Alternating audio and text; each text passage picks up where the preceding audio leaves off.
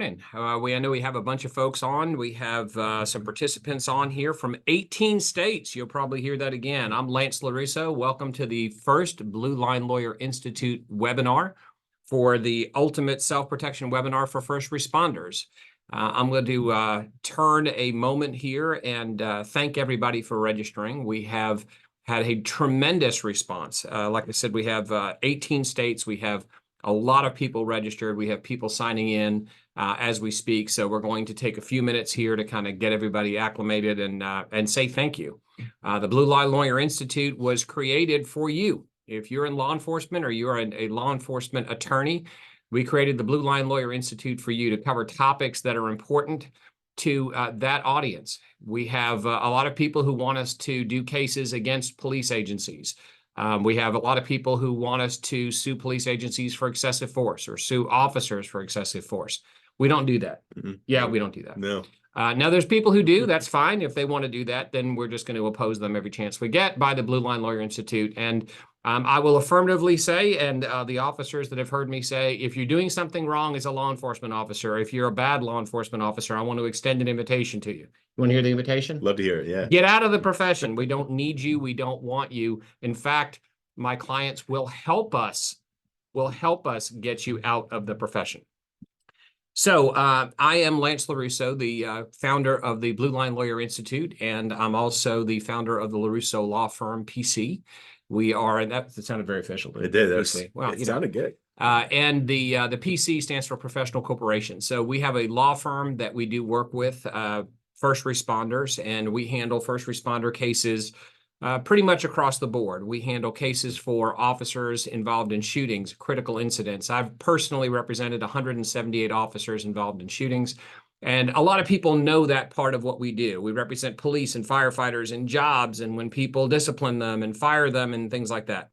The other side we handle is kind of lesser known. The other side that we handle is the personal injury side, and that's everything from car wrecks to tractor-trailer wrecks. Unfortunately, some wrongful death cases. Some of the most dangerous things, as you've seen, that officers do is drive that patrol car around. Right. The average person, by the way, if you look at your insurance, if you drive about 10 to 12,000 miles a year, the insurance company considers you an average risk. If you drive in Atlanta, you're probably an above average risk. Right, yeah, nobody knows how to drive in Atlanta. Yeah. But law enforcement officers drive 20, 30, sometimes 50,000 miles in a year. So the risks are up. So we are happily able to stand in the gap for officers in that regard. And one of the people who stands there is my special guest today, Blake Joyner. Today, since we're on a webinar, we're calling him One Take Blake, which will probably guarantee that we will crack up. That's a lot of pressure. Yeah, so no pressure. But I'm going to let Blake introduce himself. He's one of our attorneys. He's been with us for a while. I have known him since law school. And the attorneys here we select because they have to have a heart for public safety. I can help people learn how to litigate. I can help them learn how to do a lot of things, but they've got to have the drive to represent our public safety officers. So Blake, I'll let you talk a little bit about yourself. Yeah, thanks, Lance. Thanks for having me on with you this morning. It's really a pleasure to get to be here and talk about some of the things that we do here at the firm, and also get to talk with some of our really special first responders from around the country. As Lance mentioned, I've been with the firm for a number of years now, and I serve primarily on our the personal injury side of the house. But on that side of the house, we also get the great honor of representing many amazing public safety professionals here in Atlanta and also across the state. So I'm excited about some of the things we have to talk about here today. It's always wonderful to be in the presence of some great public servants, and appreciate you having me on and look forward to the time here. And not just car wrecks, right? Not just Sometimes car wrecks. When they get intentionally injured. Sometimes when they get intentionally injured, which definitely happens. For those of y'all that need a hug or perhaps to trigger your department's EAP, sometimes people assault law enforcement officers. No. Yeah, they do. No, they do. Yeah. Sometimes they intentionally hit them with cars. So we don't allow people to get away with that. So we have a disclaimer. Every lawyer should have a disclaimer. I'm licensed in Georgia, Tennessee, and Arkansas. Blake is licensed in Georgia and waiting on Florida. Florida bar results. Yes. So Blake went down there and took the Florida bar. Yeah. I'm licensed in 3 states. I took 1 bar and wrote 2 checks. That's the better way to do it. Yes, I highly recommend Yeah, not I taking question another my bar sanity. exam. Yeah. Well, we do too, but Yeah. that's okay. So Blake is going to read a disclaimer, and that's why he's wearing a tie. And Blake's reading the disclaimer because I don't want to, but somebody has to. So I'm going to let Blake read our disclaimer. Yeah, this isn't going to be the most exciting part of the day, but it is certainly an important thing for us to cover. So thanks for bearing with me here for a moment. So the information that we're going to provide here in this webinar does not and is not intended to constitute legal advice. Instead, all the information, the content we provide, the materials that are presented here today are for general information purposes only. Any references that we may make to state law are for illustrative purposes only. If you have a question about specific state law, you should contact a licensed attorney in your state to obtain advice with respect to whatever particular legal matter you have at that time. That was really awesome. Was it good? Yeah, it was worth a tie. I tried to do it with gusto. Yeah, and let me also say that if you're going to take legal advice without sitting down with an attorney and telling the attorney what the specific facts of your case are, then you probably need a fitness for duty. All right, so the first thing we're going to do before we start talking about our topics is we're going to do a shameless plug. You ready for a shameless plug? Join the FOP. If you're going to be out on the street and you're going to be acting as a law enforcement officer, the Fraternal Order of Police and the Fraternal Order of Police Legal Defense Plan is a must. FOPlegal.org, FOPlegal.org. All right, that's enough for that shameless plug, but there's probably going to be more. FOP is the one for me. I'm impressed with You like that? Yeah, that's awesome. And by the way, every time Blake reads the disclaimer, an adjuster drinks another cup of coffee. So it's kind of a good thing. All right, so let's talk about the first topic. Can you hold someone accountable when they injure you on the job? So, it's a demolition derby out here. When you look at the traditional demolition derby where people are trying to hit each other, I don't know that we could have more wrecks if people were trying to hit each other. It seems like they are sometimes. Atlanta is known for it, but it's not just Atlanta. I travel around. I was in Seattle a couple of weeks ago working on a case. We've been to several different states. I've got cases in Arkansas. Just people don't know how to drive. And, these things, you may have heard about these things. They have added a level of nonsensical aggravation. Do you like that? That's good. Nonsensical aggravation. Yeah. People couldn't drive when they were just trying to drive and listen to the radio. Now, when they're trying to drive and scream at people on the phone, they don't do well. So what is an on-duty injury you can hold someone accountable for? So Blake, why don't you go through a couple of those? Yeah, and there's many of them. Some of the big ones that we see in our practice are, of course, the motor vehicle crashes or crashes involving commercial vehicles, and those tend to be some of the nastiest crashes because of the size and speed of the vehicles. Physical attacks by a person who you're engaging with while you're on duty, use of a weapon, use of a vehicle. Like you said earlier, those things happen quite often, more often than they should. Injuries while searching abandoned buildings or rundown properties. We've had a case here recently where somebody fell through the floor. 30 feet. 30 feet, yeah. So that happens far too often. And then dog attacks as well, responding to a house. Somebody has a dog that hasn't been restrained. And those are just a few examples. I thought about actually having a dog bark meme, but I was afraid that it might disadvantage some poor person who is triggered or a dog. Right. So I'm sure some of you are probably watching with your dogs. The motor vehicle crash, you brought up something really interesting. And all the law enforcement officers here have investigated vehicle crashes. The amount of speed and the amount of energy in crashes is always underestimated. And, you find that law enforcement officers wind up buying bigger and bigger and higher level cars and higher weight cars, the longer they work wrecks. But when you start talking about tractor trailer wrecks, you start talking about commercial vehicles that weigh over 40,000 pounds. Right. There's going to be a much, much higher chance of injury. And sometimes the amount of crush damage on the outside of the car doesn't reflect the injury to the occupants, does it? No, it really doesn't. In fact, oftentimes the impact to the people inside the vehicle is going to be more significant than sometimes what's shown on the exterior of the vehicle. Of course, anytime you're dealing with a high speed, high weight, high velocity impact, you're going to have significant crash damage, right? It's going to be, there are no small crashes. Oh, absolutely. But there are many other circumstances where it may not be reflective just based off of the outside of the vehicle. And since we're inside the house and we're in the nest, to quote that movie, so we're all good. But what's that thing in your car you can put on that will actually it keeps you safer during a wreck? Isn't there something that you can wear? What do we call that? In Georgia, we call it a seatbelt. A seatbelt. That's it. Yeah. Now, if you are a law enforcement officer or a firefighter or an EMT, and I have been all of those except for a firefighter, because, let's face it, the bravest thing I ever did at the scene of a fire, I represent a lot of firefighters. The bravest thing I ever did at the scene of fire was making sure no one drove over their hoses while they were in the burning building. Because no. But if you don't wear that seat belt that's in your car, we have a suggestion. I want you to reach up your hand as high as you can, bend your elbow, and smack yourself in the back of the head. Because a lot of engineers have designed that thing to keep you safe in a wreck. And if you're worried about the vehicle going into water, or you're worried about the vehicle catching on fire, I'm going to speak law enforcement lingo here for a second. So bear with me, okay? You have a better chance of having to use your gun with your weak hand to defend yourself in a gunfight than you do landing in water or catching on fire.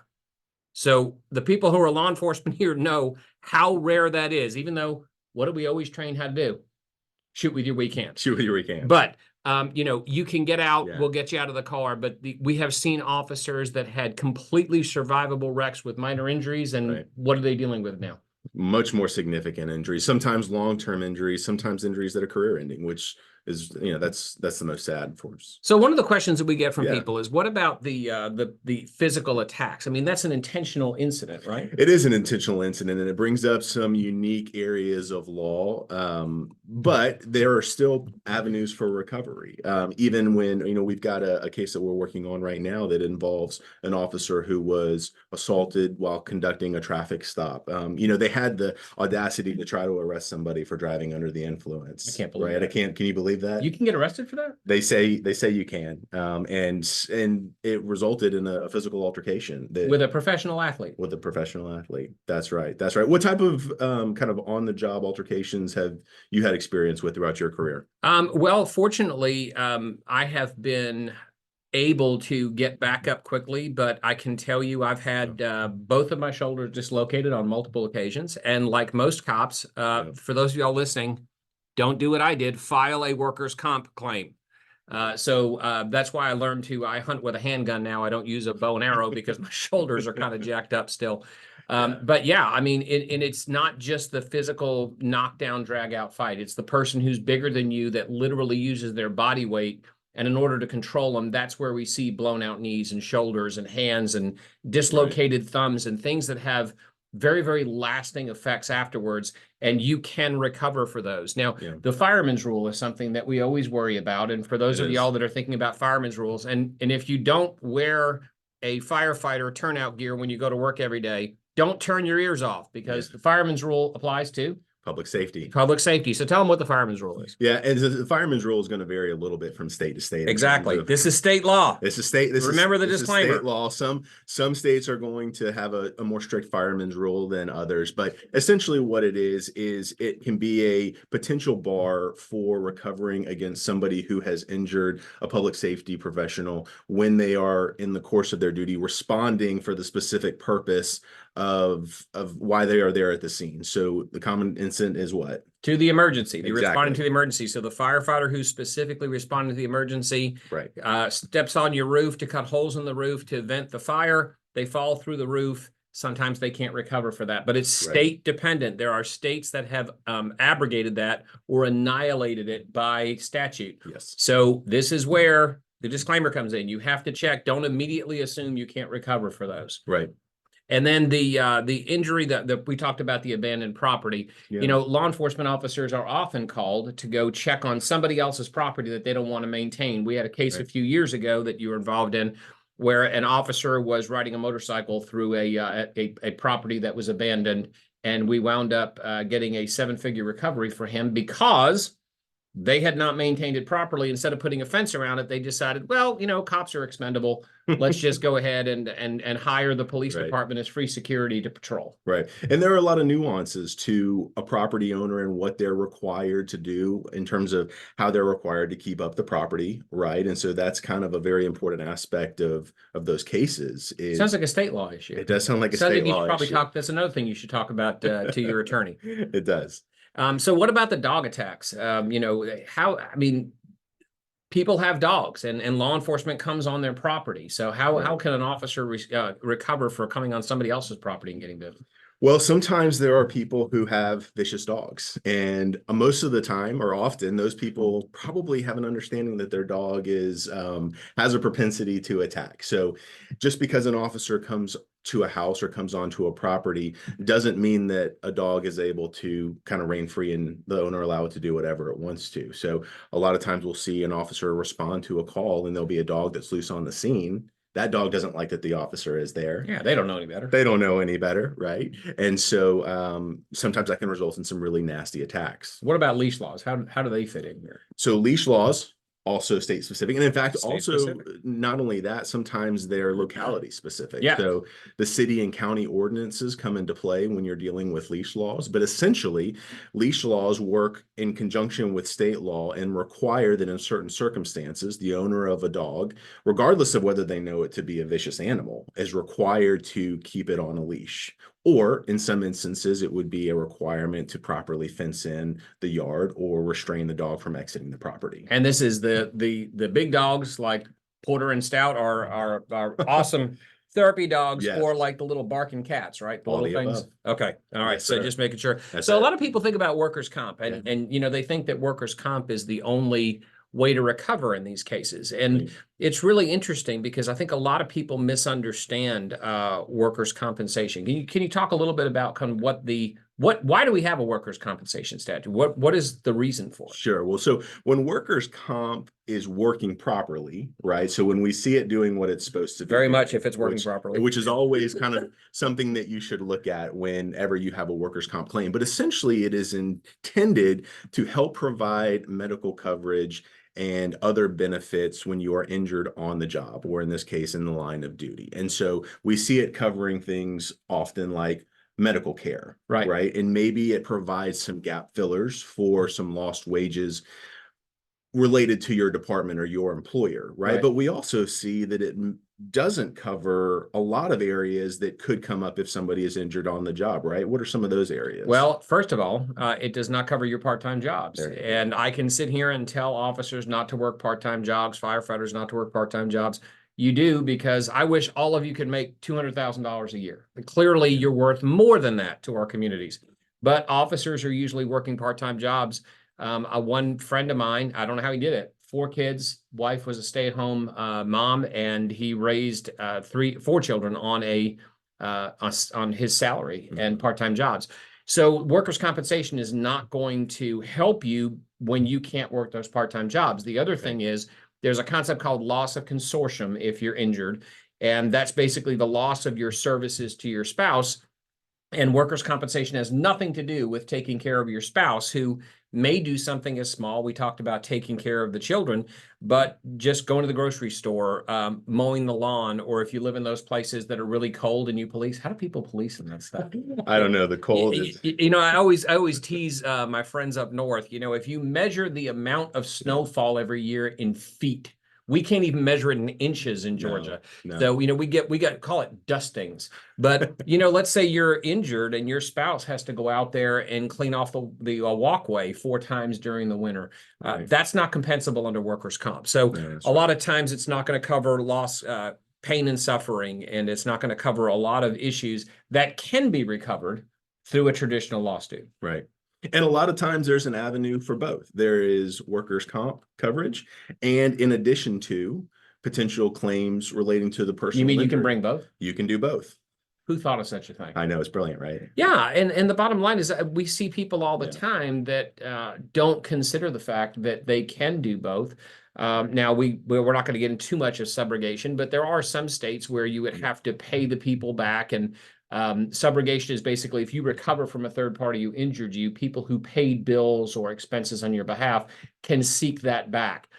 So this is another thing, very, very state specific. People need to check with a lawyer in their jurisdiction. Right. So if you do recover, you may have to, but it's very, very difficult to consider a situation where you wouldn't be allowed to maintain both. Now, if you are a sheriff, a law enforcement executive, if you are a person in leadership, if somebody hires a workers' compensation attorney, they are not coming after you.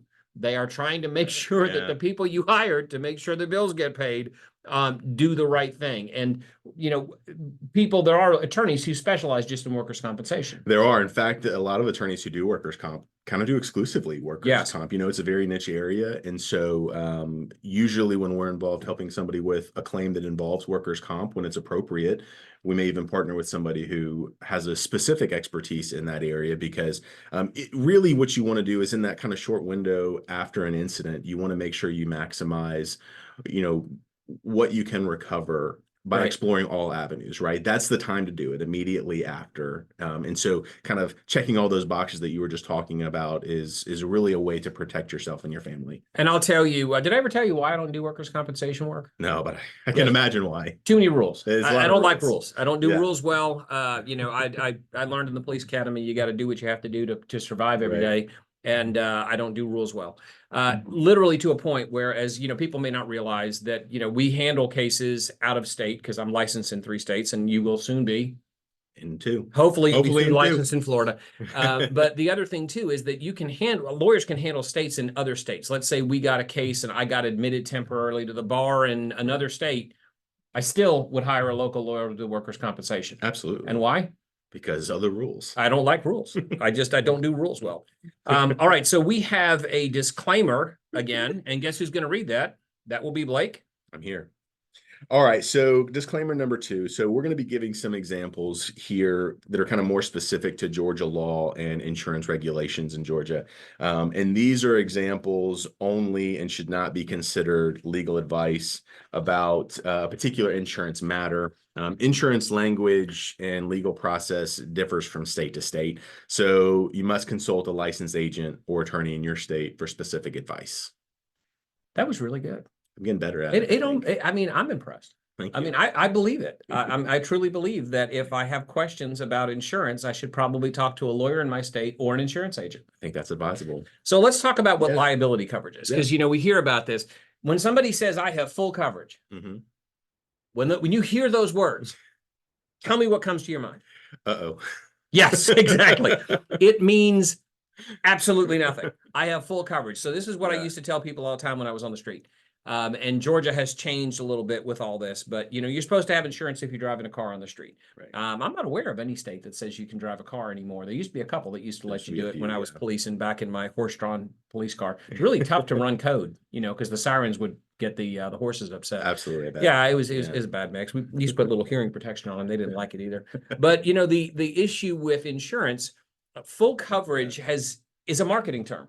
Can mean many different things. And that's all it is. And what I would tell people all the time, well, I have full coverage. Well, that means you're not going to jail if you get stopped by the police. That's essentially what it means. I've complied with the law. Now, here's a test. Do you think the law requires people to have the least amount of coverage or the coverage that's appropriate for them? Definitely the least amount of coverage. The least amount of coverage. Right. So when people go to their insurance agent, and this is a matter of state law, it's also a matter of your personal finances, and we're just, you know, trying to be very honest here. I understand that a lot of times people may want more coverage than they can get, but you need to have a balance there. It needs to be a conversation with your agent.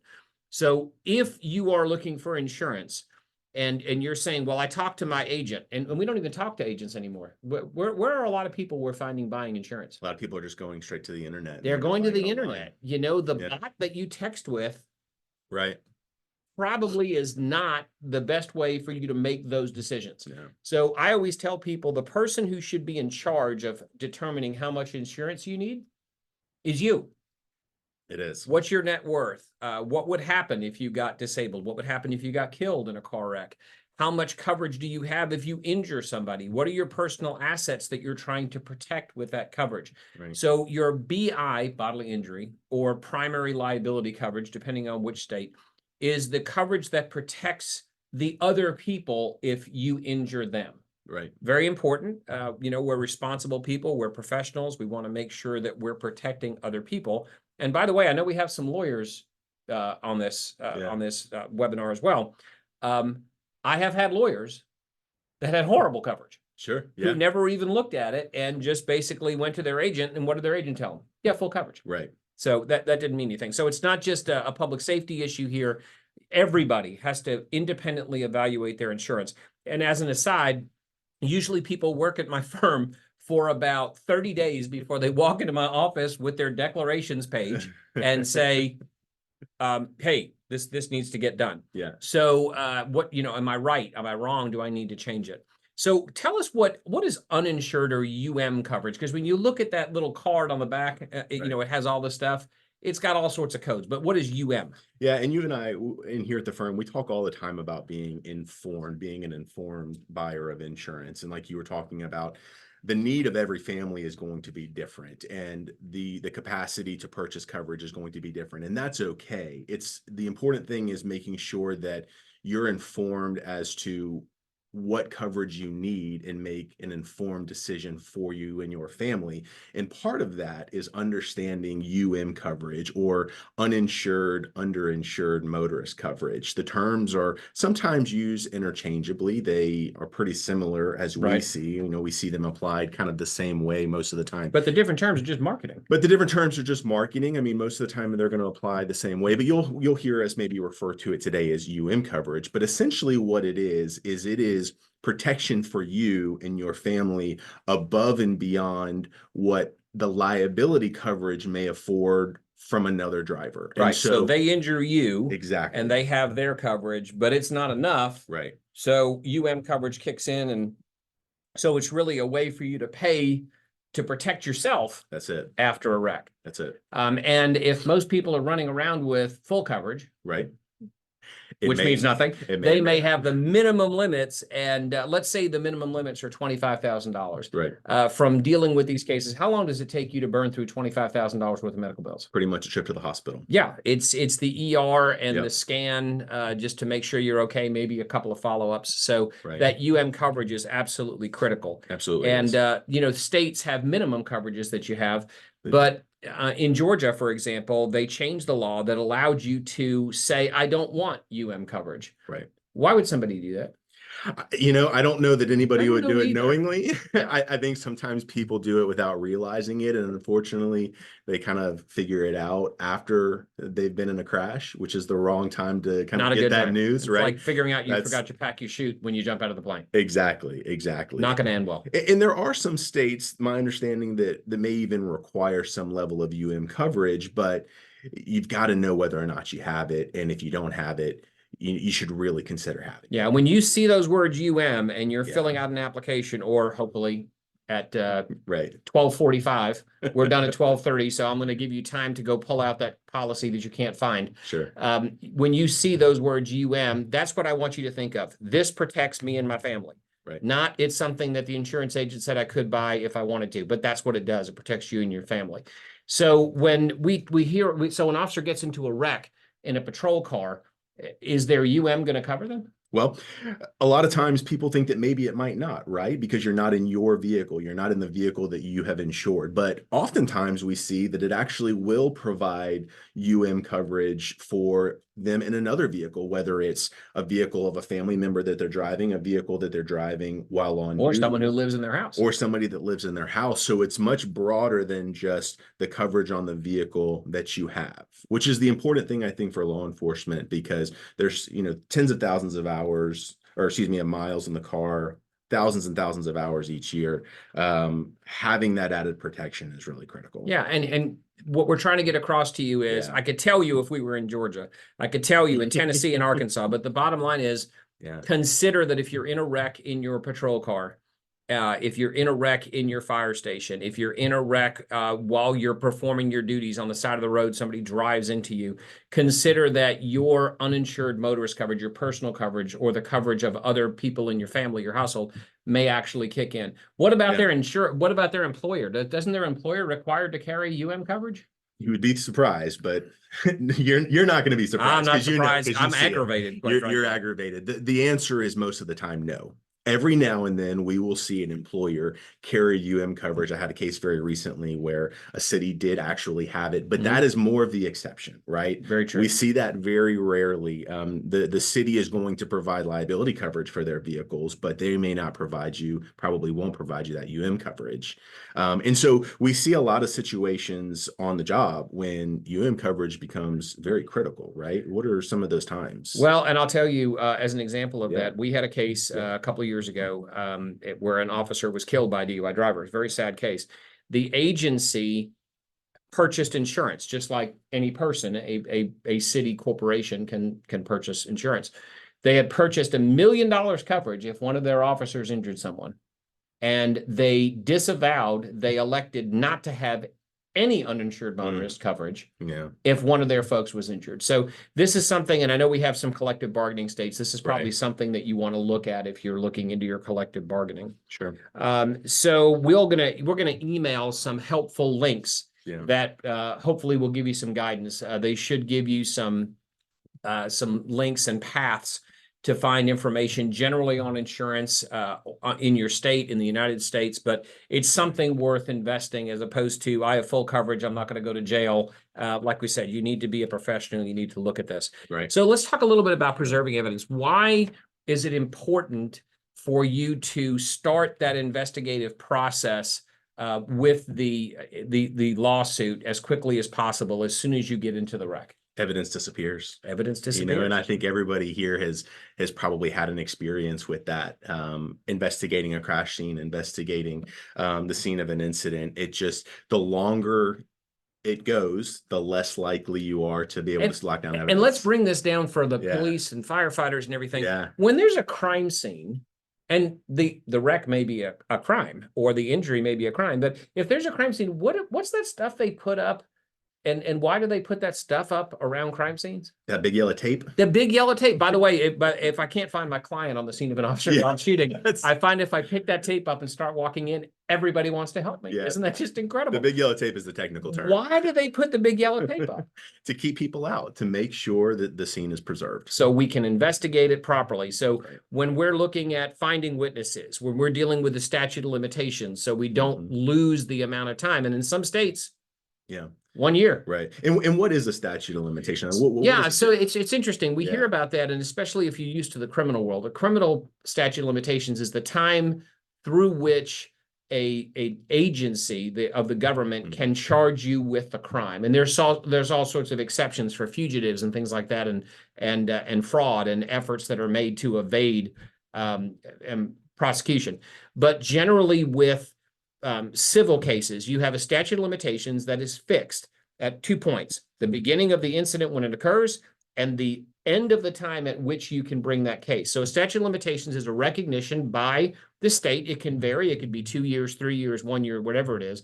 It can be, it's brought up, and it can be anything, but it's stated someplace. You should be able to find it. Again, another reason to talk to a lawyer in your state. That's it. Yeah, another good reason. But that statute of limitations is the time through which you must file the lawsuit. And if you don't file the lawsuit during that time, with some exceptions, you cannot bring the lawsuit forward. Now, in Georgia, we have an exception, for example, and I would encourage you to look in your state to see if you have this. In Georgia, we have an exception that if the act occurred as part of a crime, OCGA 9-3-99 allows you to extend that statute of limitations until the crime is prosecuted, but even then, not more than 6 years. Right. So we have had situations, and it applies to traffic wrecks. So we've had situations we've been able to file later, but generally you want to make sure you're well inside that statute of limitations. And they can differ between criminal matters and civil matters, right? They do. So it's... And, you know, the other thing that we look at when we're talking about some negligence and we're talking about moving to get witnesses, it's also finding parties who are responsible. So one case that I had a young man who was killed in a pedestrian wreck. And it turns out the person that hit him didn't have a lot of insurance coverage. And this young man lost his life because somebody was talking on a cell phone while they were driving. And they literally had no idea they'd even hit anybody. but they were doing a bank run for their boss. So all of that company's insurance, because they were working in the course and scope of their employment, all of that company's insurance, is on the hook. And the bottom line is, we were able to get to that very quickly by doing a detailed investigation. Everybody on here who's done an investigation, you have to preserve the evidence first. Right. Then you do the investigation. Absolutely. So what if you're injured due to the mistake or negligence of another first responder or an agency? What about your own agency? Can you generally go after your own agency if you're injured during the course of the of a wreck, say? Yeah. So generally, if you have workers' comp coverage, so if the incident triggers workers' comp, in Georgia at least, you're not going to be able to, in most circumstances, bring a claim against your own agency. And so we see it in Georgia, the workers' comp bar, right? But that doesn't necessarily mean that you're foreclosed from bringing causes of action against unrelated parties, right? So we're thinking about people or entities or agencies that aren't your agency and may be different from the person who caused the incident, right? Maybe it's a state agency, right? Exactly. Maybe like the DOT, Department of Transportation. You're a county officer and the DOT was responsible. Right. So you just have to do these investigations, and it's worthwhile to get involved and investigate. We've had officers who were injured by the negligence of an ambulance company, hit and almost killed. So it's important to look at all of the players, all of the evidence, all the liability. And I'm just going to tell y'all, people forget those little black boxes in those cars record more information than people imagine.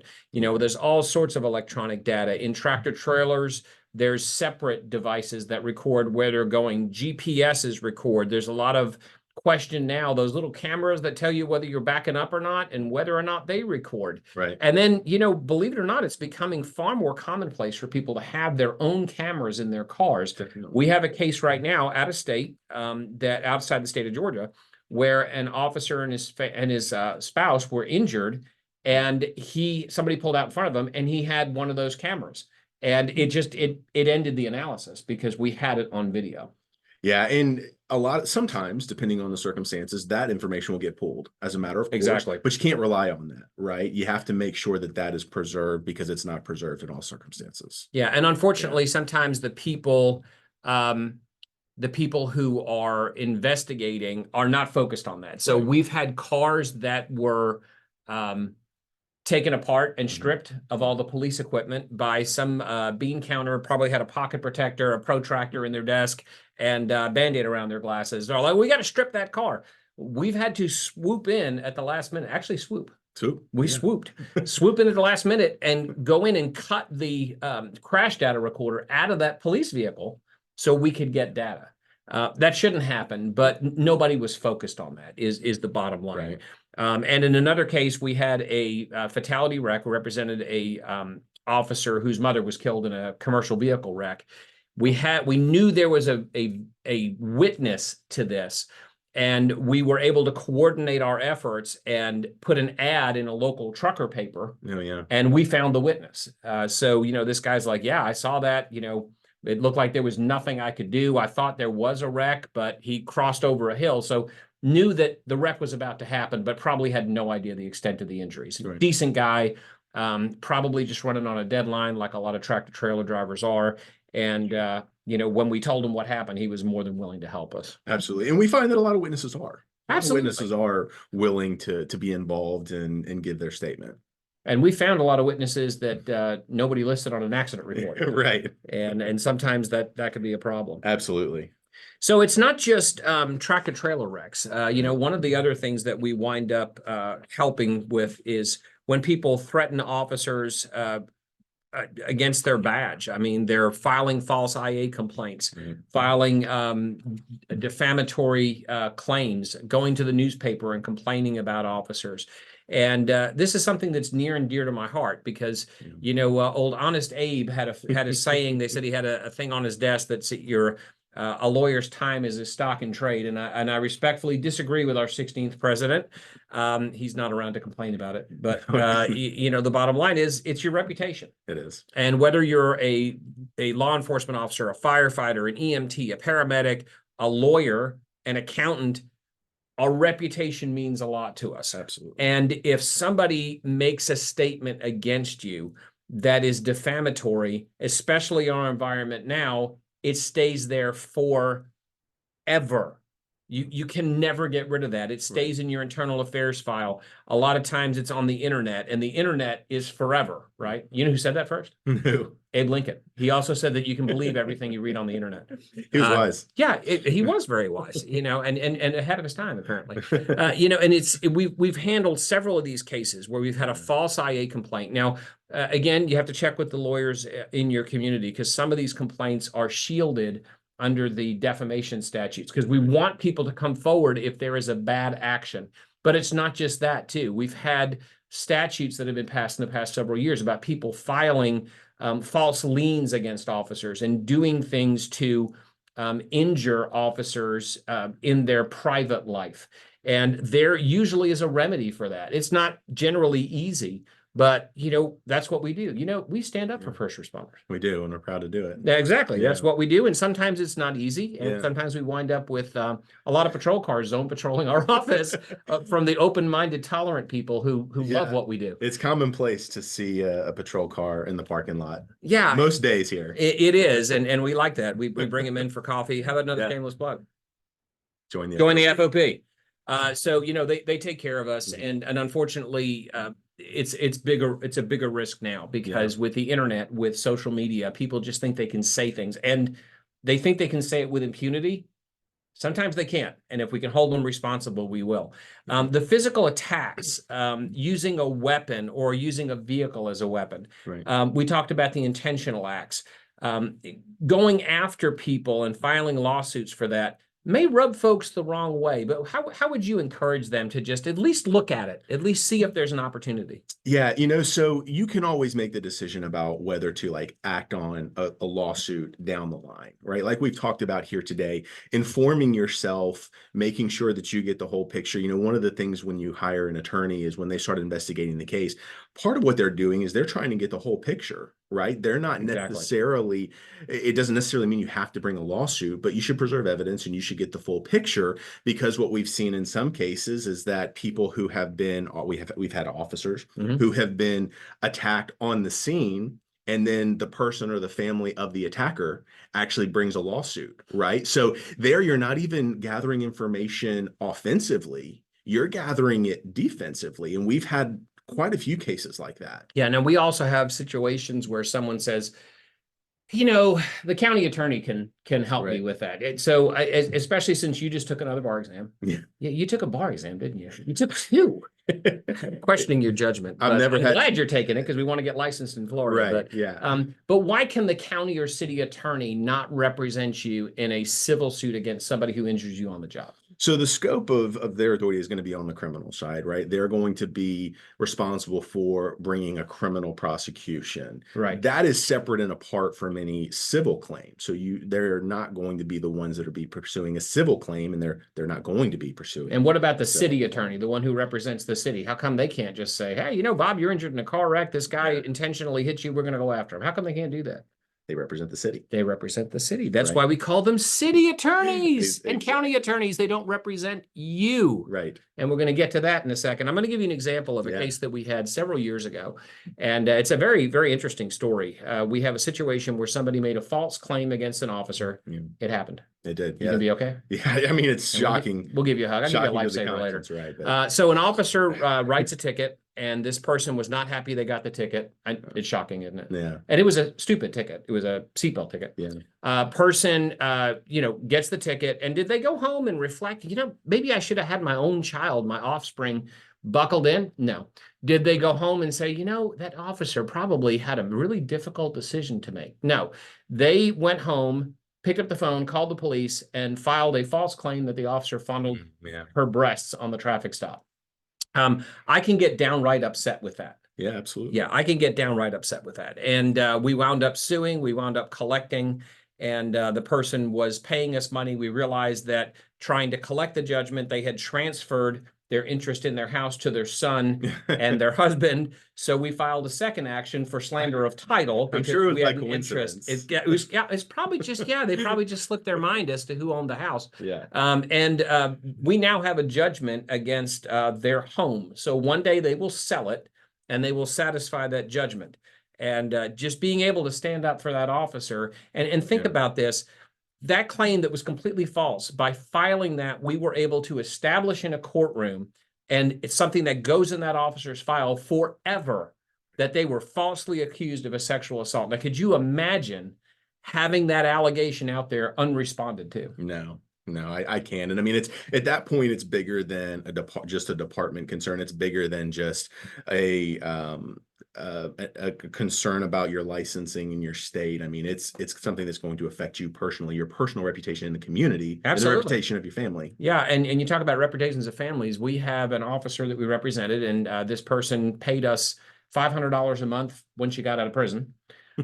So she made a false allegation that this officer raped her in the backseat of a patrol car. So the GBI sat down with her and said, there's a camera in the back of the car. Yeah, I know he raped me. You realize there's a camera like in the back of the car. Yes, I know he raped me. So they investigated. So part of that investigation was the GBI showed up with a search warrant and a wrecker, took that officer's patrol car, sealed it with crime scene tape. Yeah. Picked it up from the driveway, and that officer and family and 2 daughters watched his patrol car go out of the driveway. He was eventually cleared. The person was prosecuted, which should happen. If somebody falsely claims against an officer, they should be prosecuted. There are no exceptions.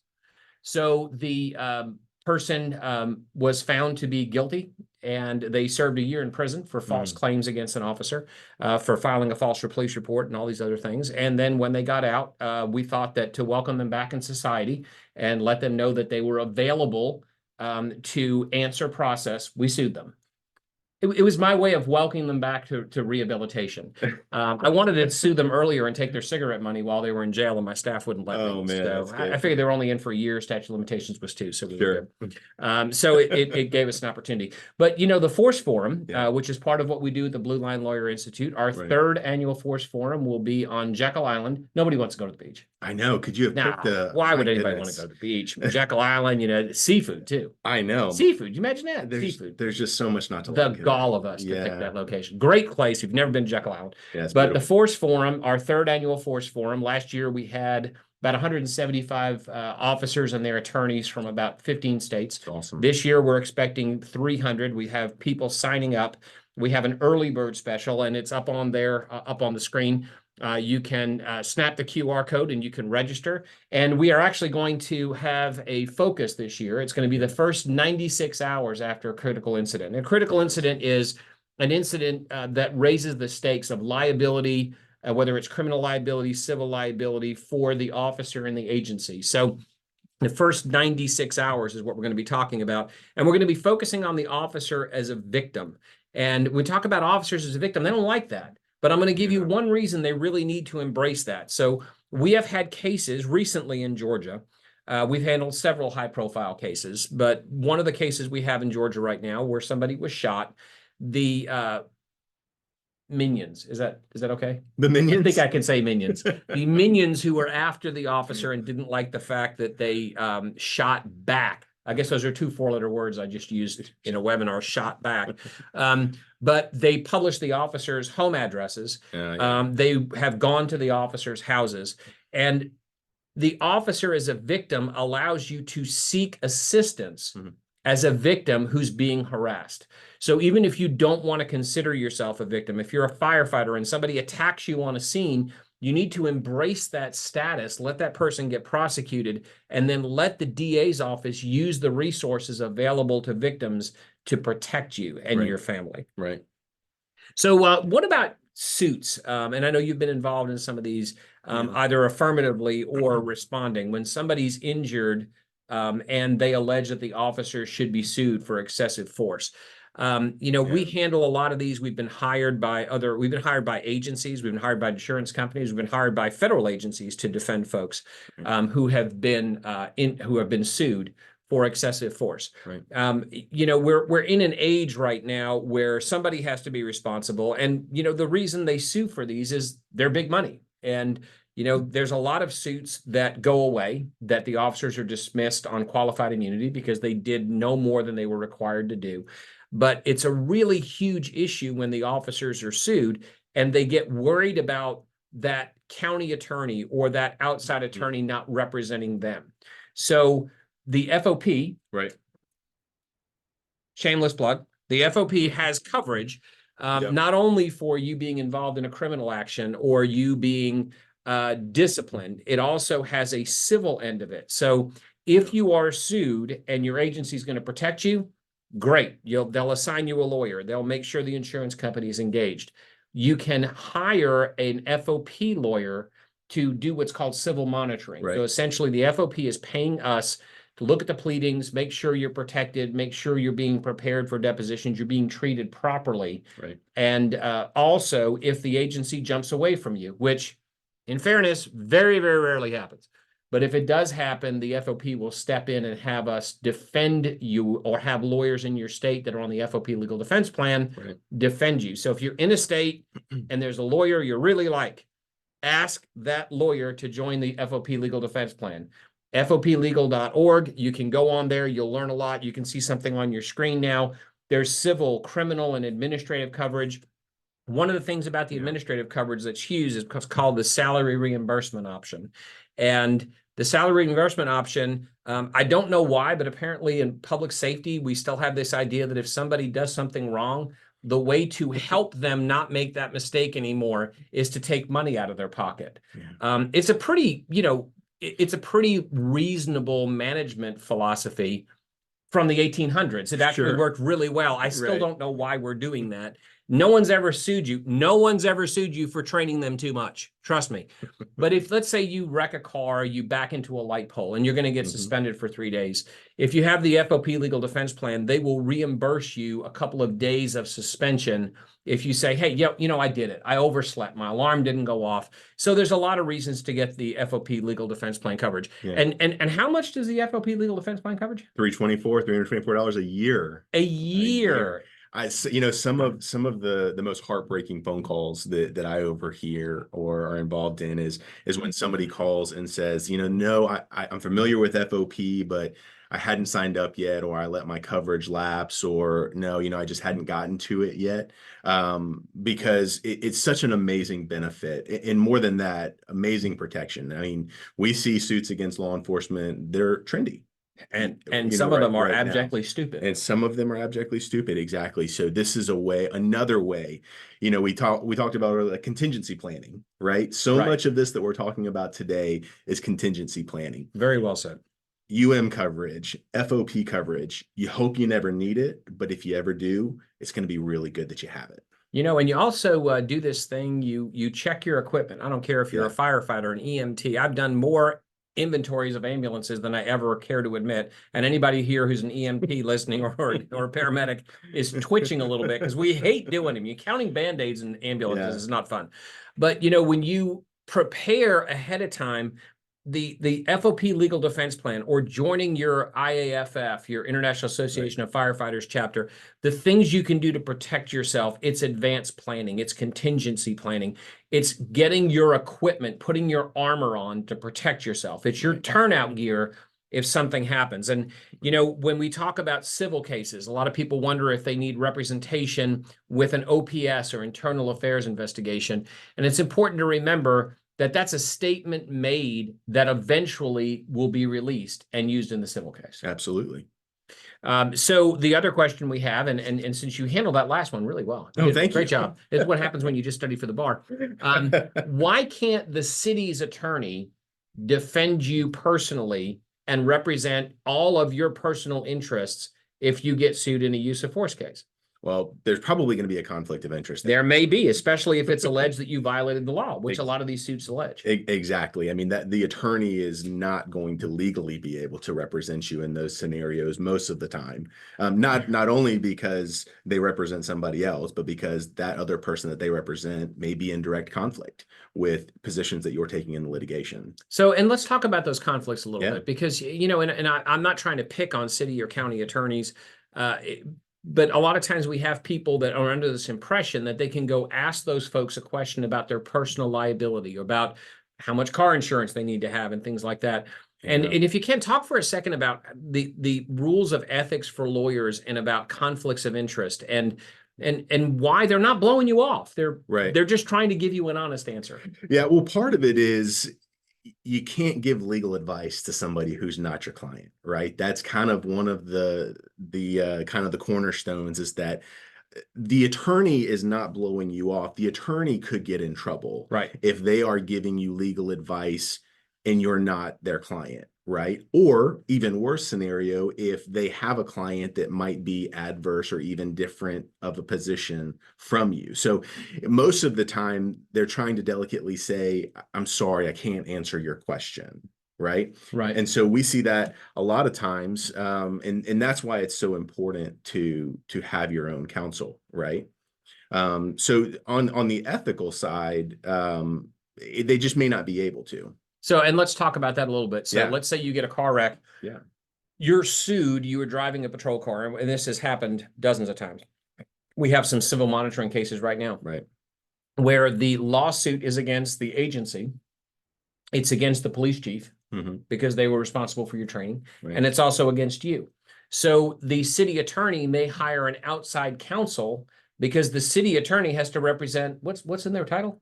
The city. The city. So they have to represent the city, and they can hire what we call conflict counsel. Right. And a lawyer's obligation, despite all the jokes, a lawyer's obligation is to make sure they are a fiduciary to their client. So they have an obligation to make sure they are looking after that client's interests individually at all times. Right. And if a conflict arises, they have to let them know.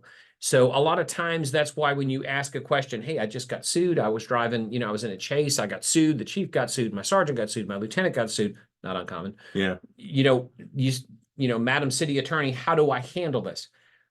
We need to get you a lawyer. Well, it doesn't mean they think that, you know, they're going to throw you under the bus. Right. But also if you violated a policy and you were disciplined as part of that, that's another red flag that you need to say, you know, this is a signal that I need to probably have a separate lawyer looking out after me.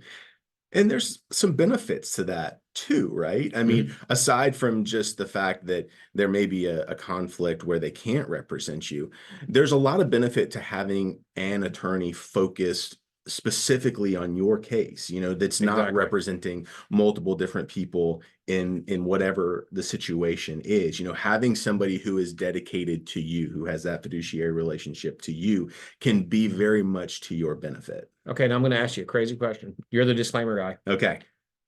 Is there anything wrong with finding an attorney in your state before this happens, and maybe, I don't know, asking questions and getting some legal advice before you have 21 days to answer a federal lawsuit? Absolutely not. That would be kind of prudent to do. That would be very prudent. And most of the time, an attorney will sit down and have an initial conversation with you without charging you anything. Yeah, you know what you call an attorney without clients? Unemployed. Unemployed. So they want clients. They do. A very easy way to find attorneys in your jurisdiction is to go to foplegal.com or .org and look on the list of attorneys. foplegal.org. If you go on there, they have a list of attorneys in your state. So these are attorneys who have signed up to work with the plan, and they may be doing a shooting case today, but they may be able to write your will tomorrow. Right. And while we're on it, should people have wills? Absolutely. And why should people have wills? I mean, they're alive. Why do you need a will when you're alive? Contingency planning. Contingency planning, and maybe kind of figuring out how things are going to work. So this is what I tell people all the time, especially with living wills and durable power of attorney. Everybody listening to us has one family member you can count on to call them at a moment's notice, and they will lose their stuff. Yeah. They will panic on command. Is that probably the person that you would want put in charge of your estate? Probably not. Probably not. Well, if you draft a will, you get to say, hey, don't put this person in charge, Right. put this person. If you have those little things that run around the house, that curtain climbers, what do you call those things? Those little minion rugrats. Children, yes, rugrats, ankle biters, whatever you want to call them. You know, if something happens to you and you have a will, you get a chance to tell the court, this is who I want to take care of my children. And the other thing that we tell firefighters and police and public safety folks, and we have a pamphlet on this as well, but if something happens to you in the line of duty, there is a tremendous amount of outpouring from the community. There's a tremendous amount of benefits, state, local benefits, private companies that will pour out their dollars to help your family. And without a plan as to where that money goes, it can be an issue. And, you know, we see this in car wrecks too. And I'm just going to give an example. Not that anybody in public safety would ever have more than one ex-wife, right? That never happens. We had a situation I was personally familiar with where an officer was driving home very late, very tired, drove off the road, fell asleep, and died. And it was, I think it was 2 ex-wives ago, because they had never changed their beneficiary designation. Oh, man.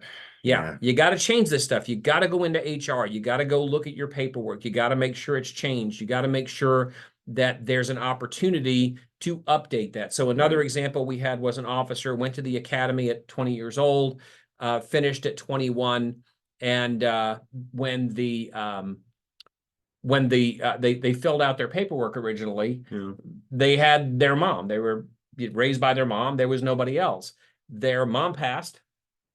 They never went in and updated it to their spouse. And then, you know, 10 years later, they have a child, they have a spouse, and their beneficiary information still says that it's their mom who's passed. And one of the things I want to correct, our awesome behind-the-scenes staff has reminded me, it's foplegal.com, foplegal.com, not .org, foplegal.com.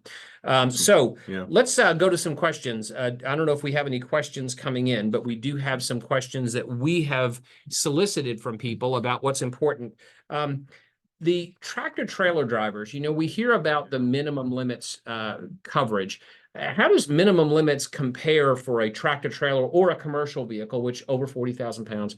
How does that compare to a just the average person driving a car down the street? The limits are going to be different, right? So, and you want it to be this way. You want a tractor trailer to be required to have more insurance. And most of the time, there's going to be $1 million in insurance, sometimes on the tractor and sometimes on the trailer. And we were talking earlier about investigating a crash. Sometimes there's more than one policy, right? Sometimes there's more than one insurance policy on a tractor trailer. The trailer itself could be insured. The load could be insured, right? And so, usually you're going to have more significant coverage available, but sometimes you got to push to get it. Yeah. And sometimes we have people that try to hide coverage. Okay. Yeah. Yeah, it happens. It happens. And, you know, to date, this is 2024, we're about mid-March. To date, the firm has settled or gotten recovery on a little over $1 million worth of coverage for public safety personnel and their families and their friends.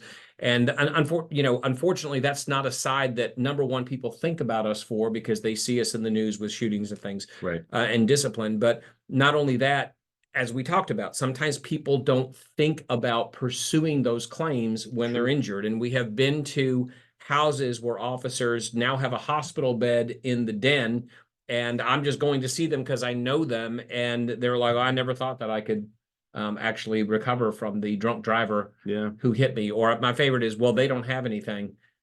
You'd be surprised. You would be surprised. They may have more coverage than you know. I have had people, and looking at the cars, that I never expected they would have a lot of coverage. And fortunately, they had enough insurance coverage to take care of these officers who were injured, firefighters who were hit, one firefighter who was injured in a car wreck. And I have the dubious honor of actually having worked a wreck when I was on the street with a fire truck, and somebody totaled a fire engine. That's tough to do. It totaled a fire engine, which means that the damage to the fire engine, and it didn't roll or anything, the damage to the fire engine was worth more than it was to fix it, or the value of it. Wow. And their insurance, shockingly, did not cover the cost of the fire engine. But I got to ask the question I always wanted to ask. You ready? Hit me with it.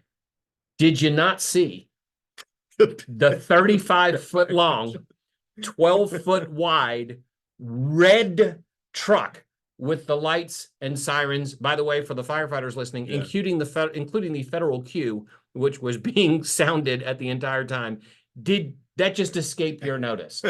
And his answer was that they cut in front of him, and we figured out a time distance analysis. Yeah. Uphill, the fire truck, in order to fit his story, would have to have been going 78 miles an hour uphill. Up a hill. Yeah. And what I told him was that fire truck couldn't go 78 miles an hour if you dropped it off the Empire State Building with the gas floored. So yeah, so he totaled a fire truck. Fortunately, the firefighters weren't badly injured. That's because great. Yeah, it was a fire truck. I'm glad to hear that. There's what about the UM coverage? Because a lot of people ask, well, if I make a UM claim, won't it raise my rates? Yeah, well, so people think that if they're going to file an insurance claim that their rates are automatically going to go up, right? And that's not necessarily the case when you make a UM claim, right? So a UM claim is a little bit different. I mean, yes, you are making a claim against your policy in that sense, but you're not making an at-fault claim, right? So you didn't cause the crash. So to the extent that there would be any increase in your coverage, which there really probably shouldn't be, the benefits of having it and the benefits of having it when you need it would far outweigh any potential small increase that there may be, if any at all, right? So that's really the value of it there. Now, and again, this may be state specific, but we have specifically seen situations where people who have made a claim against their uninsured motorist coverage. Now, we talked about residents, a resident relative, not just their insurance, their brother-in-law who's been living with them in the basement with his family for 5 years, the person who lives with you, even under another policy. We have seen situations where they have made claims against their uninsured motorist coverage, and it has not raised it. So again, when you see UM, think this is how I protect myself, and hopefully that will change a little bit of the way people think about this. Definitely. So when we talk about the full coverage, we talked about the fact that really doesn't mean anything. Where do you meet with an attorney? So, you've got a situation where you're injured, you're laid up in bed, you can't get to the doctor's office, much less get to the lawyer's office. How do you meet with a lawyer if you're injured in a serious wreck? Well, first, we'll come to you. Most importantly, we will come to where you are. We will facilitate any way to meet up that is accommodating for you and your schedule and whatever is going on in your life.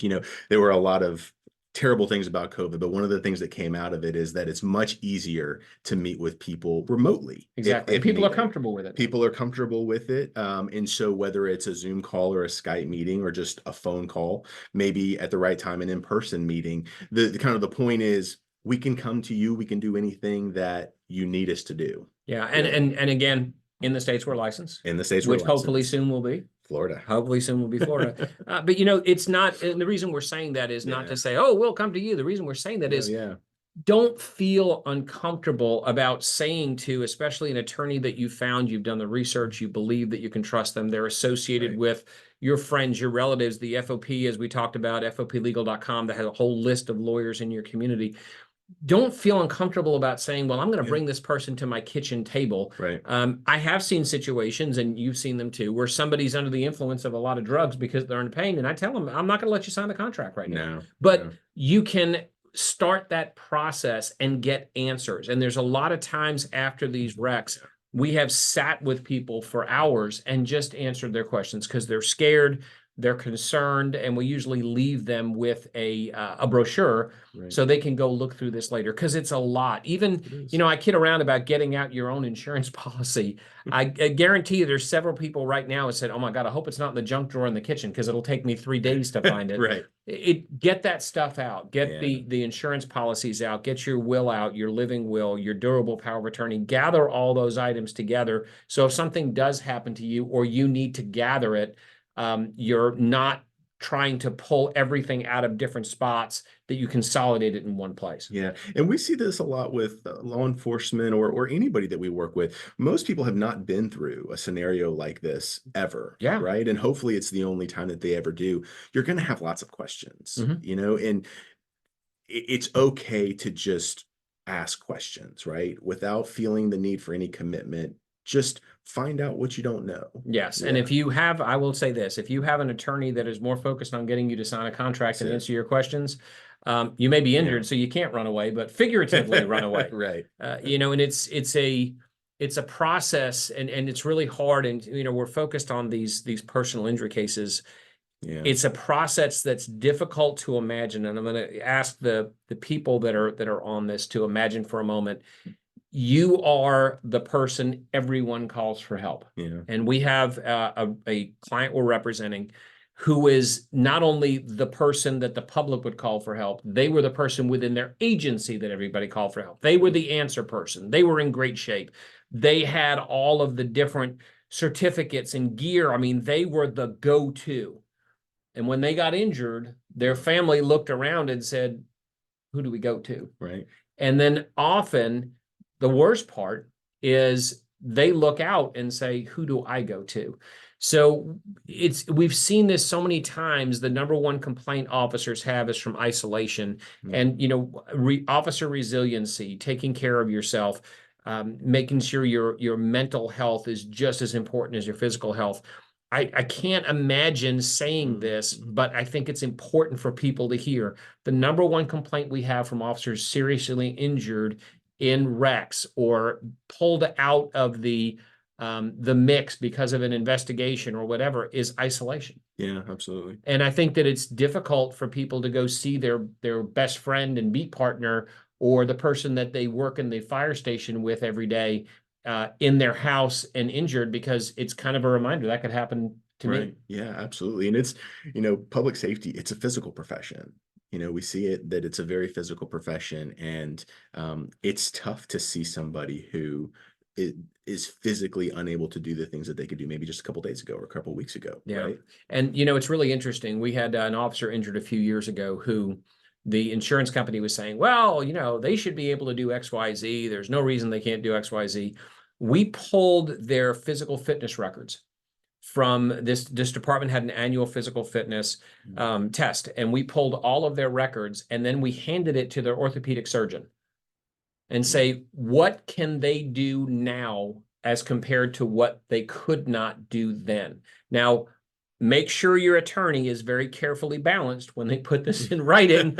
You don't want to represent someone in a wreck and destroy their career. So, for example, one of the things we've seen is I'm afraid to drive on the roadway because I got rear-ended. Right. We're not going to say that. No. If we have to, then we will, and you tell us to, we will, but we don't want to do anything in your civil suit that is going to affect your ability to practice your profession. Nothing to trigger fitness for duty. Yeah, and it can happen because sometimes the agencies get upset. Sometimes Bob and Fred and Sheila up in HR really don't understand the fact that right now I can't lift 50 pounds. That doesn't mean I can't perform my job. And one of the jokes that we had recently was one is, there was a requirement that somebody had to lift 50 pounds. And if they couldn't lift 50 pounds, then they were going to lose their job. And the joke was, tell me the last time you lifted 50 pounds in the last 10 years you were working as a detective, which is what they were. And the orthopedic surgeon had written, cannot lift over 45 pounds. And that's what was the HR was signaling on. Now, I represented doctors and hospitals for 18 years. I did medical malpractice defense and premises liability for hospital systems. I said, go back to the doctor and ask them, can you lift 52 pounds? And the doctor said, well, yeah, but I wouldn't recommend it. So could you write 52 pounds on there? They wrote 52 pounds and everybody was okay. And this is where it comes to another thing about hiring lawyers. Yeah. They should be willing to talk to you. They should be willing to answer your questions. They should answer your phone calls. They should answer your phone calls. What about your email? Timely. They should respond to your emails timely. And what about text? They should respond to your text. They should keep you updated on your case. They should keep you updated on their investigation. There should be an open line of communication. And if you have trouble getting a hold of your lawyer, what should you do? You should probably try to find another lawyer. Yeah. I mean, you need to reasonably say, hey, I've had a hard time reaching you. Yeah. Maybe send an email, a text, whatever. But if it's coming to a point where somebody's case is not important to them, and it's more important to you than to your lawyer, then you might need to consider changing lawyers after you've made an effort to try to patch it up with that attorney. Absolutely. And it's, this happens occasionally. We were recently hired by somebody who was kind of their case had been abandoned, and we were able to turn it back into something really good. And it happens, attorneys have life happen to them too. But that case, your case, needs to be an important focus for that attorney. Absolutely. So I'm checking again to see if we have any questions. We have something in the chat here, and I'm going to see real quickly if we have a question. If not, we have some other topics we will bring up because we certainly have enough things. So stacking insurance, somebody asked about if you can talk a little bit about what stacking is, because it sounds really good with pancakes and doesn't make a whole lot of sense with insurance. It doesn't. And this is, again, something that's probably going to be state specific. And it's also going to be insurance company specific. And that's kind of where selecting the right insurance company can be part of your analysis. Maybe you should ask them ahead of time. Maybe you should ask them ahead of time. But essentially, the concept is that if you have multiple insurance policies that provide you with coverage, in some circumstances, you can stack them on top of each other, which is to say you can get coverage under multiple policies. Right. Even though you're not driving you can't drive all the cars at the time, right? Can't drive all the cars at the time. So, and we've seen this with officers that are in a patrol car and their coverage kicks in and covers them for injuries in that patrol car. And maybe they have multiple policies because maybe they have multiple cars, right? Or maybe they have a 16-year-old driver who is new to the road and they want a different policy for that driver, but it's that driver's living at home with them. And a separate car. And so you can put those policies on top of each other to increase your coverage even more. In your Again, important stuff. It's important stuff. And it's really interesting. Yeah. I've seen people, we've had several cases with this where somebody has we made a joke about the 16-year-old, but their 17-year-old is now responsible enough. They're driving themselves to school, to soccer practice, to their part-time job. Right. And the family says, we're going to get them their own car. And typically they're going to get them a safe car that's going to take them for several years. And they'll go to their insurance agent, and I have no idea why this is frustrating. They'll say, well, get the lowest limits you can. Why would you do that? It's the opposite. If they're in your house, you could still have liability for them. And if they're injured or you're injured, that coverage may be able to protect you as well. So unfortunately, I think people really overlook this. And, that's why we're putting these resources out there to think about your coverage deliberately before you get involved in it. Yeah, and we've seen this in a lot of the materials that we receive from insurance companies. The stuff that you're provided, the information that you're provided on making that decision isn't always clearly written. Well, and let's be honest, what do most people do when they get their insurance policy after they sign up with a new carrier and they get that big packet? You talked about the drawer earlier, the kitchen drawer, and that's best case scenario. Yeah. Right. Are they easy to read? They're not easy to read. No. And they're not always written in a way to inform the insured. And you would think that the insurance company would want to make sure that you are informed about what your options were. And maybe they do. Maybe they do. And they're just not good at it. And maybe they do. And sometimes it's better than others. But you kind of have to take it upon yourself to educate yourself a little bit. All right. So now we're in a situation and kind of looking behind the curtain here. Yeah. You have an insurance company and we're representing a client, and the insurance company is trying to decide if they're going to provide coverage, and they're reading that policy just like we are. Yeah. But what's coverage counsel? A little bit behind the scenes. People don't know what this is. Yeah, so coverage counsel gets involved when maybe there's a discrepancy or a conflict about whether or not coverage is going to be provided. And they sit in a room. Yep, 3 or 4 lawyers sit in a room and take that language that nobody can read, that you and I several times have looked at policies and said, what does that mean? Yep. I could read it this way. I could read it this way. I could read it this way. But those lawyers, and this is what they specialize in, is reading these insurance contracts. God, could you imagine doing that? No, I don't want to do that. But this is what they do. They read those policies and they decide, okay, here's the situation we have. Yeah. Should it apply? And I'll give you an example of a case where I know coverage counsel was involved and they wound up paying for it. Yeah. Those things that are the pedestrian crosswalks in front of shopping centers, would you expect to find a pedestrian in one of those? Most of the time. Sometimes. Yeah, possibly. Yeah. And they might even be pushing a, what do they call those things?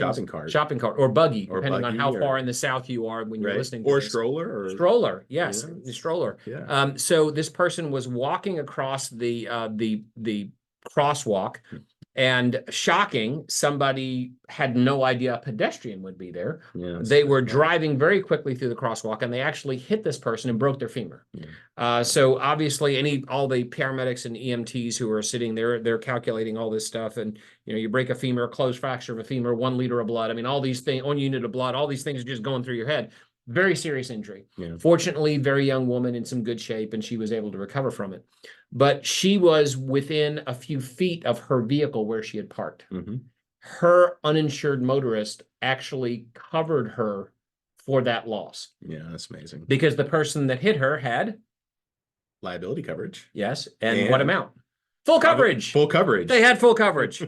So they were all excited that they had full coverage. I actually spoke to the person and said, hey, I have full coverage. I hope it, they had $25,000 minimum limits. The $25,000 was eaten up in medical bills before the person left the ER, and they were in the hospital for about a week with the surgery. Yeah.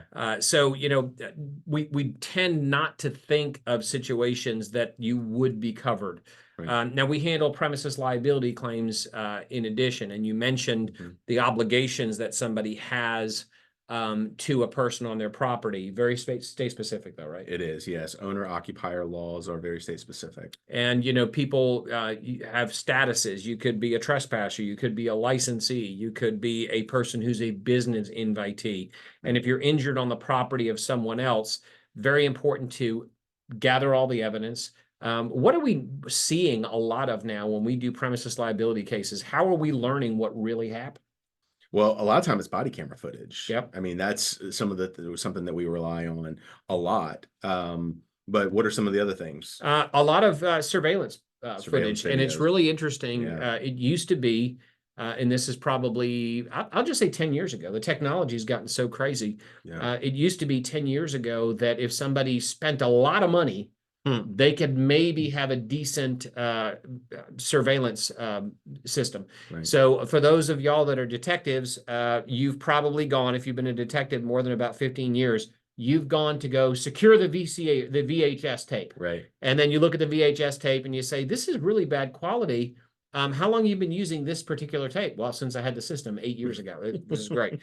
But now it's recorded on electronic DVRs, or it's beamed up to the cloud, so it's preserved. But they will write over, and they're not required to, and most laws do not require them to preserve it. But when you get that, you can tell exactly what happened. And a lot of insurance companies are encouraging property owners to have that video.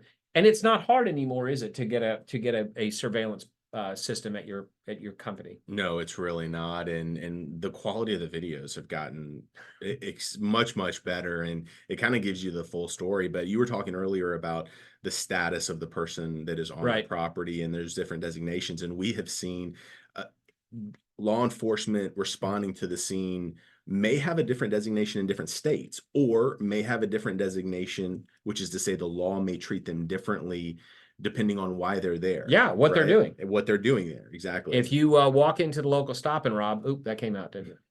Stop and Shop, your local convenience store. So you walk in there to get a cup of coffee, you may have a very different status than if you went in there on a hot call, or if you went in there on a person down call. Somebody has a heart attack, probably by the coffee machine because they're drinking too much coffee. But if you go in there for that law enforcement or firefighter purpose and you slip and fall, that could be a very different analysis than I just went in there to get a bag of chips while I was on the road. Right. So it's important. Again, would that be something you'd want to talk to a local state attorney about? Absolutely. Yeah, talk to an attorney in your state, and Yes. And you might actually learn something, which is pretty crazy. Yeah. What about the fact that you maybe issued a vehicle, or as opposed to going to the precinct, or like most firefighters are driving a county or city vehicle? How does that work when you're employed and your employer hands you a car? We talked about coverage, but who insures that vehicle if you injure somebody? Can somebody come after you personally? Well, the department vehicle? Yes. That If you're driving? you get injured and the agency gets sued, can they come after you personally? Yeah, absolutely, they can. Yeah. Now in Georgia, it's pretty interesting. We have and we have to fight with people about it. Yeah. But in Georgia, we have a statute that if you are driving the city or county vehicle in the course of your employment, they can generally, the rule is they can come after you. Mhm. But if you can establish certain factors, we can get the officer pulled out, the Right. firefighter pulled out, the battalion chief driving, the staff car pulled out. But the general rule is if you injured someone, you can be held liable, your employer can be held liable. And while we're on that, how does your employer get held liable for these? What is something that what are the causes that people are going to try to bring up to hold your employer liable? Yeah, one of the kind of the buzzwords we use, vicarious liability. Vicarious liability, very Yeah, important. which essentially means that the employer can be held responsible for the actions of an employee when they're working in the course and scope. And there's kind of a lot of differentiation in the states about when are you in the course and scope, right? Exactly. Going to, if you've got a take-home car, going to work, going home from work, is that within the course and scope? But that's generally what we see is that the employer is going to be held responsible, or at least they're going to try to hold the employer responsible for what you're doing while you're working. Right. And still comes up when you talked about that to and from work, it could affect your workers' compensation too. So Absolutely. it's very important. We've had officers who are injured on the way to work in a city vehicle. Right. So they're injured on the way to work in a city vehicle. The city says, well, you weren't actually working.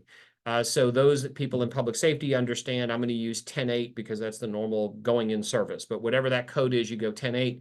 There are agencies that say, okay, you go 10-8 in your driveway. There are agencies that say you're going to go 10-8 when you hit the city limits, the county line. Right. And we've got situations where we've had to fight for officers who got injured before they got to the jurisdiction that they patrolled. Right. And someone said, well, you're not covered by workers' compensation. Yeah. So in those situations, the only thing available Right. was pursuing that person who was at fault. Yeah, absolutely.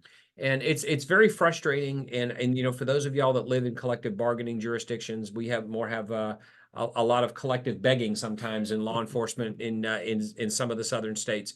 But this is something that you should probably think about so far as the terms and conditions of employment and dealing with that beforehand. People don't tend to think of that. You've got enough to deal with pay and overtime and health insurance and discipline and arbitration and all these different things.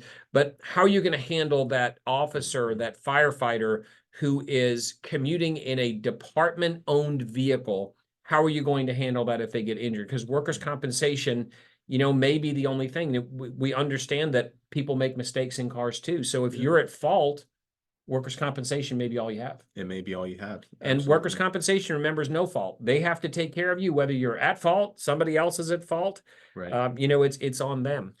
Yeah, and so many of these things that we've talked about today, you kind of need to look at them as layers. I think is kind That's a good way to say kind of it. a good way to think about it, because a lot of these are going to build on top of each other to where they're not mutually exclusive, to where multiple things could be at play at the same time. And that's why it's important to kind of take a broad approach to looking at each of these specific issues, because it's not like a plug and play type of situation where only one is going to apply, such as workers' comp or something like that in a particular scenario. Right. And you have to protect yourself. You have to protect and yourself. your family. Absolutely. And I think that it's important to kind of look at it that way. You're not being greedy. You're not trying to file lawsuits. The only people who like lawsuits are litigators. Yeah. I mean, our clients probably hate being in lawsuits, but we file them because it's the right thing to do. I love what I do. Yeah. I spent an afternoon in federal court yesterday representing an officer involved in a shooting in 2016, by the way. Yeah, no, it's 2016.